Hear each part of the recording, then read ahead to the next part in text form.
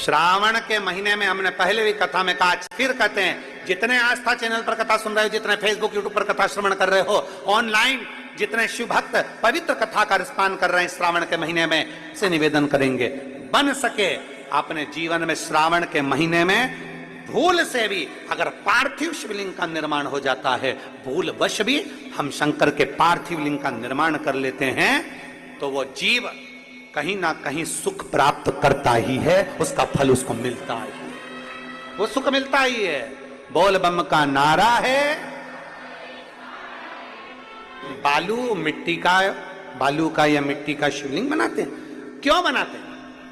ये माताएं बालू का शिवलिंग, मिट्टी का शिवलिंग क्यों बनाती है? उसका कारण, सोमवार का 16 सोमवार करते हैं तो बालू मिट्टी का शिवलिंग बनाते हैं, 16 सोमवार कर रहे हैं तो मिट्टी का शिवलिंग है, हरताली का कर रहे हैं तो मिट्टी का शिवलिंग है, अन्य पूजन कर रहे हैं तो मिट्टी का शिवलिंग का मतलब है छोटा छोटा कण कण कण कण, उसको पानी में मिलाकर इकट्ठा करा जाता है, फिर शिवलिंग का निर्माण करा जाता है। मतलब ढेर सारे हजारों शिवलिंग हम एक साथ पूजन नहीं कर सकते, तो पार्थिव बना लेते हैं, तो उसमें कण कण कण कण ढेर होते हैं, तो हजारों शिवलिंग का फल हमारे खाते में प्राप्त हो जाता है। हजारों पार्थिव बनाओ, उसमें चेहरा बनाने की जरूरत नहीं है। पार्थिव बनाओ, उसमें आंख नाक मुख बनाने की जरूरत नहीं है। पार्थिव बनाओ, उसमें नंदी भी बनाने की जरूरत नहीं है, क्योंकि नंदी के रूप में तो आप और हम शंकर के चरणों में 24 घंटे पड़े हुए। पार्थिव बनाओ, जलाधारी बनाओ, शिवलिंग बनाओ, उसका पूजन कर लिया, शिव स्वीकार कर लेते, स्वीकार।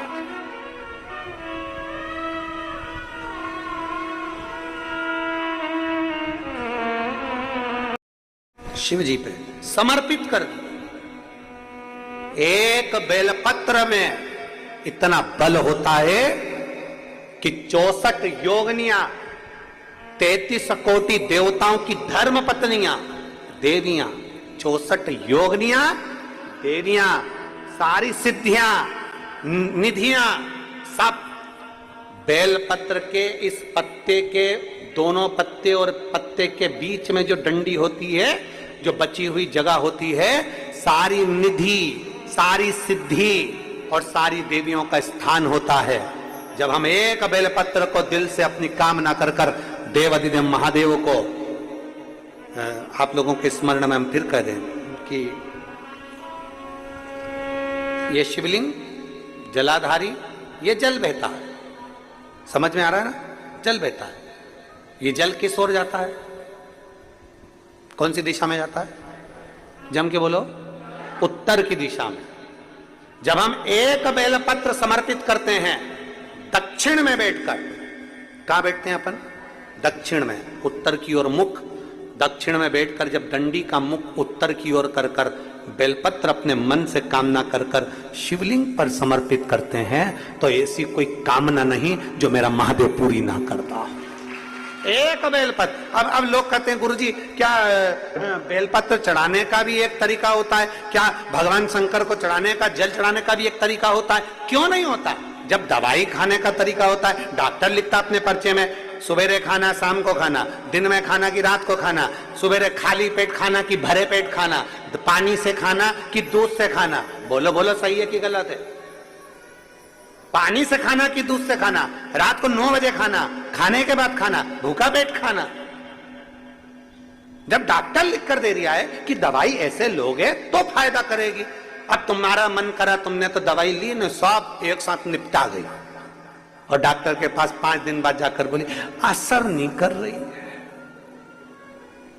डॉक्टर साहब अभी भी मेरी पसली दुख रही, अभी भी मेरा सिर दुख, असर नहीं कर रही, कमजोरी उतनी की उतनी है। डॉक्टर ने कहा हमने दवाई दी थी, पर्चा दिखाओ जरा। पर्चा डॉक्टर ने देखा, जो देखा तो कही दवाई तो सही लिखी है रे, जी दवाई तो सही है, फिर असर क्यों नहीं कर रही?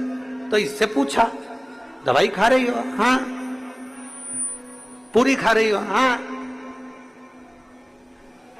जो ये खाली पेट वाली है, कि हमने पहले भी कथा में कहा, भूल वश भी अगर बेलपत्र के वृक्ष के नीचे से व्यक्ति निकल कर चले जाता है, तो उसका ना जाने कितना कितना अश्वमेध यज्ञ का फल उसे प्राप्त हो जाता है। ना जाने कितने अश्वमेध यज्ञ का फल। अगर वो गया है बेलपत्र के नीचे। इसलिए आप लोगों से निवेदन है, वृक्ष जरूर लगाओ। प्रकृति को, पृथ्वी को हरा भरा करना है आपको और हमको। और सावन महीने में प्रयास करो कि एक वृक्ष बेलपत्री का जरूर लगाया जाए। करोगे प्रयास? पक्का करना चाहिए। सावन महीने में एक वृक्ष बेलपत्री का जरूर लगाओ और उस वृक्ष की देख रेख भी करो जिससे वो वृक्ष बड़ा हो जाए। ऐसा वृक्ष मत लगाना कि तुमने लगाया और 4 दिन बाद बकरी खा जाए।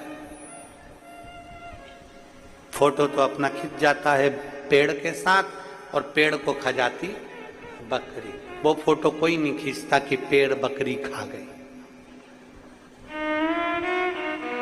फोटो वो खिंच जाता है कि हमने पेड़ लगाया, हमने वृक्ष लगाया, वृक्षारोपण हुआ। पर वृक्ष लगाओ, मना नहीं है, पर वृक्ष लगाने के साथ में एक प्रण होना चाहिए कि उसकी रक्षा भी हम करें, उसकी रक्षा भी करें।